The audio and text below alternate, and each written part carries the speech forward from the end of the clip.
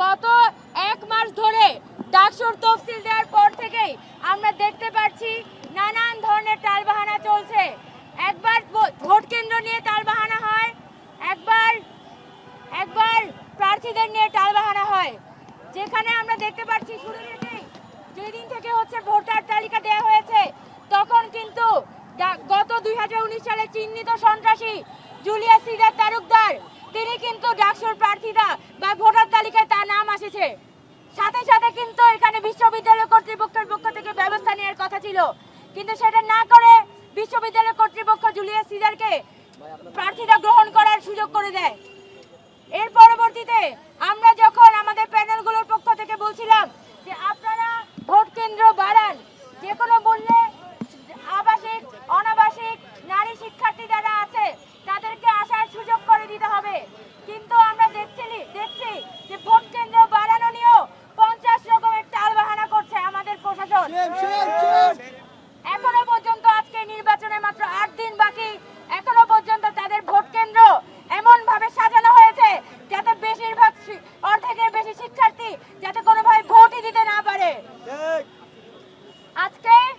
আজকে এত কিছুর পরও আমরা আশা করছিলাম যে কোনো ভাবেই হোক ডাকসু নির্বাচন আমরা চাই, কারণ বাংলাদেশের আগামী দিনের অভিযাত্রা গণতন্ত্রের অভিমুখে অভিযাত্রা।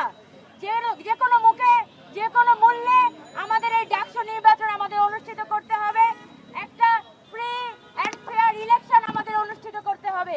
সেখানে আমি ভিপি প্রার্থী হওয়া সত্ত্বেও আমি জিতি বা হারি, আরেকজন ক্যান্ডিডেট জিতুক বা হারুক, এই নির্বাচনটা অনুষ্ঠিত করা হচ্ছে আমাদের দায়িত্ব, এবং এই মহান দায়িত্ব নিয়ে কিন্তু আমরা এই ডাকসু ইলেকশনে অংশগ্রহণ করছি।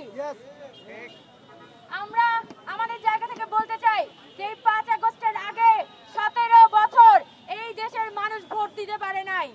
সেখানে যখন আগামী 9 সেপ্টেম্বর প্রথমবারের মতো এই বাংলাদেশের এই জেনজি এই নতুন জেনারেশন তারা প্রথমবারের মতো ঢাকা বিশ্ববিদ্যালয়ের ইলেকশনে ভোট দেওয়ার কথা ছিল, সেখানে এই ইলেকশনে যাতে তারা ফ্রি এন্ড ফেয়ার ভাবে ভোট দিতে না পারে এই ভোটকে নানান ভাবে বাধাগ্রস্ত করা হচ্ছে। আমরা এই যে ডাকসু বন্ধের পায়তারা, এই পায়তারাকে বাংলাদেশের গণতন্ত্রের জন্য হুমকি স্বরূপ মনে করি। যে কোনো ভাবেই হোক বাংলাদেশে সামনের দিনে একটা গণতান্ত্রিক উত্তরণের দিকে আমাদের যেতে হবে।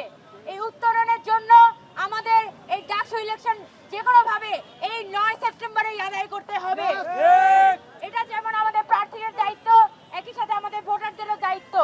আপনারা দেখতে পাচ্ছেন যে এই ডাকসু ইলেকশনকে ঘিরে কত ধরনের ষড়যন্ত্র করা হচ্ছে। আমি ভোটারদের উদ্দেশ্যে বলতে চাই যে আপনাদেরকে ভোট কেন্দ্র থেকে দূরে সরানোর জন্য অনেক ধরনের ষড়যন্ত্র হচ্ছে।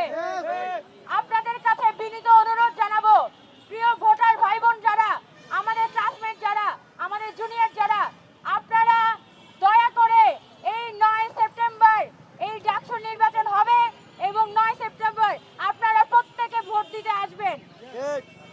এই ডাকসু নির্বাচন যে কোনো মূল্যে 9 সেপ্টেম্বর হতে হবে এবং 9 সেপ্টেম্বর আমরা ভোটার প্রার্থী মিলে একটা উৎসব মুখর এবং গণতান্ত্রিক পরিবেশে এই ডাকসু নির্বাচন আমরা অনুষ্ঠিত করব। আচ্ছা, এর থেকে বেশি কথা বাড়াবো না। সকলকে ধন্যবাদ জানিয়ে আমি আমার বক্তব্য এখানে শেষ করছি।